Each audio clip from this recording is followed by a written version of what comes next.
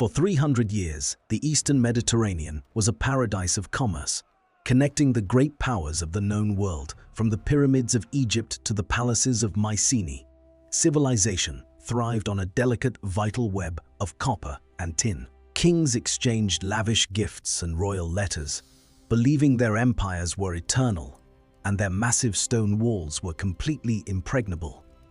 It was an era of globalization, remarkably similar to our own, where international trade fueled art, technology, and immense wealth. Merchant ships sailed from Cyprus to Crete, carrying glass ingots, ivory, and the precious bronze that gave the age its name. But beneath this glittering surface of diplomacy and gold, invisible fractures were forming that would soon shatter the entire system. We mark the year 1177 BC as the turning point, when the lights of civilization flickered and finally died. But the collapse did not happen in a single day. It began with subtle shifts in the climate and the economy. Decades before the fall, the Hittite Empire in Anatolia began to struggle, facing severe food shortages and unrest on their borders. Letters found in the archives of Hattusa reveal a king pleading for grain shipments, warning that it was a matter of life or death. Egypt, the breadbasket of the ancient world, sent supplies to their old rivals, trying desperately to stabilize the region's failing economy. But the drought was relentless, drying up the rivers and turning fertile fields into dust bowls that could no longer support the population. As hunger spread, the social contract between the rulers and the ruled began to fray, sparking internal rebellions in the great cities. Meanwhile, a new and terrifying threat appeared on the horizon, not as an organized army, but as a desperate migration. They were the Sea Peoples, a mysterious confederation of tribes displaced by hardship, moving east in search of survival. They did not come merely to raid, they came to settle, bringing their wives, children, and belongings in ox-drawn carts. The first reports of their arrival were dismissed as minor pirate raids, a nuisance that the great navies could easily handle. But the raids grew in frequency and ferocity, cutting off the vital shipping lanes that the international economy depended upon. Without tin from the east and copper from the west, the production of bronze weapons and tools began to grind to a halt. The kings of Ugarit and Cyprus exchanged frantic messages, warning each other of enemy ships appearing on their undefended horizons. But the warnings came too late, for the armies of the great powers were fighting on too many fronts to respond. In Greece, the Mycenaean warlords strengthened their citadel walls and built secret underground cisterns, preparing for a long and brutal siege. They sensed that the world was changing, that the old alliances were worthless, and that survival now depended on stone and steel. Earthquakes rocked the region, further damaging the infrastructure, and seen by the priests as a sign of divine anger. This earthquake storm cracked the defensive walls of cities, just as the invaders arrived to breach the gates. It was a perfect storm of calamities: climate change, famine, internal rebellion, seismic activity, and external invasion all at once. To understand the sheer scale of the collapse, we must realize that these were not primitive tribes, but sophisticated, literate empires. They had stood for centuries, their archives filled with history and lore, their warehouses overflowing with grain and oil. Yet, as the 12th century began, the delicate threads holding this globalized world together snapped one by one. The stage was now set for the first domino to fall, triggering a chain reaction that would consume the entire Bronze Age. The first major power to fall was the Hittite Empire, a military juggernaut that had ruled Anatolia for 5 centuries. They did not fall to a superior army, but to a starvation blockade that cut off their essential grain supplies. The Sea Peoples, moving by land and sea, swarmed the coast, burning the port city of Ura to the ground. With the ports destroyed, the Hittite capital of Hattusa was isolated, unable to import the food needed to feed its people. Archaeologists found the royal citadel burned to ash, but the residential quarters were empty, suggesting the people had already fled. The collapse of the Hittites sent shockwaves through the region, creating a power vacuum that destabilized every neighboring state. Refugees from Anatolia flooded into Syria and Cyprus, bringing stories of a relentless enemy that left nothing but ruins behind. This mass migration overwhelmed the local resources, turning a manageable crisis into a catastrophic fight for survival in every city. In Cyprus, the great copper mines that fueled the bronze economy were abandoned, and the workers buried their valuables in panic. The island, once a hub of international commerce, became a battleground as waves of invaders clashed with the desperate defenders. Meanwhile, the Sea Peoples continued their march south, aiming for the wealthy trading cities of the Levant and eventually Egypt. Egyptian reliefs depict them as a strange and terrifying sight, wearing feathered helmets and wielding long, straight swords of iron. They were not a single unified army, but a loose coalition of different groups, including the Peliset, Chijeka, and Dinayan. Some historians believe these Peliset eventually settled in the region, becoming the Philistines famously described in the Hebrew Bible. But as they marched, the climate continued to worsen, with tree ring data showing a distinct period of low growth and drought. The system's collapse theory suggests that this combination of climate stress and invasion created a feedback loop of destruction. When the central administration could no longer distribute food, the local governors stopped sending taxes, and the kingdom fractured apart. In the Levant, the great trading hub of Ugarit faced a nightmare scenario, surrounded by enemies on both land and sea. The king of Ugarit wrote to the king of Cyprus, "My father, behold, the enemy's ships came and burned my cities." This letter was never sent. It was found baking in a kiln when the city was sacked and destroyed forever. The fall of Ugarit was a critical blow, severing the main artery of trade between Mesopotamia and the Mediterranean Sea. Without these trade routes, the complex international economy collapsed, and kings could no longer pay their armies or their bureaucrats. Banditry became rampant as law and order dissolved, and the safety of the open road became a distant memory. The contagion of collapse spread westward to the Aegean, where the mighty Mycenaean palaces were facing their own internal reckoning. Evidence of fire destruction is found at Pylos, Mycenae, and Tiryns, all dating to this same narrow window of time. Linear B tablets from Pylos describe frantic preparations for defense, listing rowers sent to the coast to watch for the enemy. But the watchers failed, and the palace of Nestor was consumed by fire, preserving the clay tablets that recorded its end.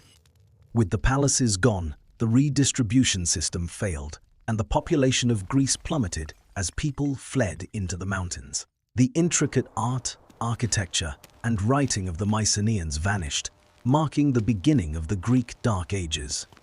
By the end of the century, the entire map of the Eastern Mediterranean had been violently redrawn in blood and ash. While the rest of the Mediterranean burned, the Kingdom of Egypt stood alone, the last great power left to face the storm. Pharaoh Rameses III watched the horizon, knowing that the swarm which destroyed the Hittites was now coming for the Nile. He mobilized the entire nation, conscripting every available man and fortifying the river mouths to create a wall of human defense. On the walls of his mortuary temple at Medinet Habu, Rameses inscribed the most detailed account of this ancient world war. He wrote, "The foreign countries made a conspiracy in their islands. No land could stand before their arms, from Hatti to Cyprus.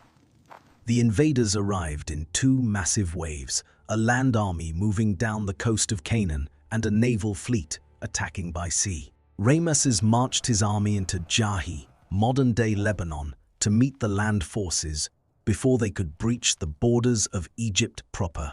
The battle was brutal and chaotic, but the disciplined Egyptian archers and charioteers managed to halt the advance of the ox carts.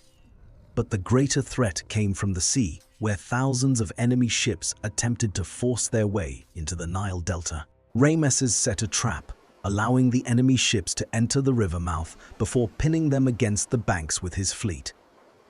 Egyptian archers on the shore rained arrows down upon the trapped invaders, turning the Nile red with the blood of the sea peoples. The pharaoh boasted of a total victory, claiming that the hearts of the enemy were taken away and their seed was annihilated. Captives were branded with the name of the king and settled in strongholds, likely becoming the ancestors of the Philistines in Gaza. Egypt had survived the apocalypse that claimed the rest of the world, but the victory came at a devastating, fatal price. The royal treasury was completely empty, drained by the massive cost of the war and the loss of tribute from foreign vassals. Grain prices skyrocketed as the harvest failed, and for the first time in history, the pharaoh could not pay his workers. At the artisans' village of Deir el-Medina, the tomb builders laid down their tools and staged the first recorded strike in history. They chanted, "We are hungry," and marched to the temples, demanding the rations of wheat and barley that they were owed. This act of defiance proved that the pharaoh was no longer a god on earth, but a broke king ruling a broken land. Corruption spread through the bureaucracy, with officials robbing the royal tombs to pay their debts as the central authority crumbled. The internal chaos culminated in the harem conspiracy, a plot by a minor queen to assassinate Rameses and seize the throne. Court documents revealed the trial of the conspirators, accusing them of using black magic and wax dolls to disable the palace guards. Forensic analysis of Rameses III's mummy reveals a deep knife wound to his throat, proving that the assassination plot likely succeeded. With the death of the last great pharaoh, Egypt began a long, slow decline, retreating from its empire in the Middle East. The garrisons in Canaan were abandoned, leaving the region open for new powers like the Israelites and the Arameans to emerge. The gold mines of Nubia slipped from Egyptian control, cutting off the source of wealth that had defined the new kingdom. Egypt survived the Bronze Age collapse, but it was a shell of its former self, never again to reach such imperial heights. The international diplomatic system was dead. There were no more brother kings to write to, only ruins and silence across the sea. The world had entered a dark tunnel where the light of the old empires was extinguished and survival was the only goal. But in this darkness, the seeds of a new world were being planted, driven by the necessity of those who survived. The silence that followed the collapse was profound as the great scribal traditions of the Bronze Age vanished into the ash. In Greece, the art of writing Linear B was completely lost, forgotten so thoroughly that the Greeks had to reinvent literacy later. The population plummeted by nearly 75%, leaving vast stretches of the countryside empty as nature reclaimed the ruined palaces. Survivors clustered in small, isolated villages like Kaffi, perched high on inaccessible mountain peaks for safety against the roaming bands of raiders. Art and pottery regressed, shifting from the beautiful naturalistic scenes of the Mycenaeans to simple, geometric patterns devoid of life. To the east, the Assyrian Empire managed to hold its ground, but was forced to fight constant defensive wars against Aramean tribes. King Tiglath-Pileser I recorded marching 28 times across the Euphrates River, trying desperately to push back the encroaching nomads. But the most critical crisis facing the survivors was the disappearance of tin, the essential ingredient needed to create bronze. The trade routes to Afghanistan were severed, and without tin, the copper that remained was too soft to make effective weapons. Necessity drove the smiths of Cyprus and the Levant to experiment with a messy, difficult ore that was available everywhere: iron. Iron had been known for centuries, but it was considered inferior to bronze, difficult to mold and requiring much higher heat. Through trial and error, they discovered that heating iron in charcoal added carbon, creating steel that was harder than any bronze. This discovery democratized warfare, for while bronze was the metal of the elite, iron was the metal of the common man. Armies could now be larger and cheaper to equip, shifting the balance of power away from the old, centralized chariot kingdoms. In this new landscape, new groups began to coalesce in the highlands of Canaan, distinguishing themselves from the coastal Philistines. Archaeologists identify these settlers by their simple four-room houses and a distinct lack of pig bones in their food refuse. These were the early Israelites, seizing the opportunity created by the withdrawal of Egyptian power to establish their own tribal confederation. The famous Merneptah stele contains the very first historical mention of them. Israel is laid waste, and his seed is not. Further north, the survivors of the coastal collapse reinvented themselves as the Phoenicians, the greatest merchant sailors the world had seen. Operating from independent states like Tyre and Byblos, they filled the vacuum left by the Mycenaeans, restarting the maritime trade networks. But their most valuable export was not purple dye or cedar wood, but a revolutionary new system of recording speech. Unlike the thousands of complex symbols used in hieroglyphs or cuneiform, the Phoenician script used just 22 simple phonetic letters. This alphabet was easy to learn and adaptable to any language, breaking the monopoly that scribes had held over knowledge. Merchants carried this alphabet across the Mediterranean, where it would eventually be adopted and modified by the Greeks and the Romans. Slowly, the darkness began to lift, not because the old empires returned, but because new, resilient societies were taking root. At Lefkandi in Euboea, a massive timber building from this period reveals that wealth and leadership were beginning to return to Greece. Buried inside was a warrior cremated with his weapons and a woman adorned with gold, signaling the rise of local chieftains. The oral traditions of these Dark Age warriors would be passed down for centuries, eventually forming the core of Homer's Iliad. They looked back at the ruins of the Bronze Age walls and believed they must have been built by giants, the Cyclops. The world had become smaller and poorer, but it was also becoming more flexible, setting the stage for the Classical Age. As the dust finally settled on the Iron Age, the political landscape of the Mediterranean had been fundamentally and permanently altered. The era of the god-kings, who ruled vast centralized empires from distant palaces, was over, replaced by something far more local.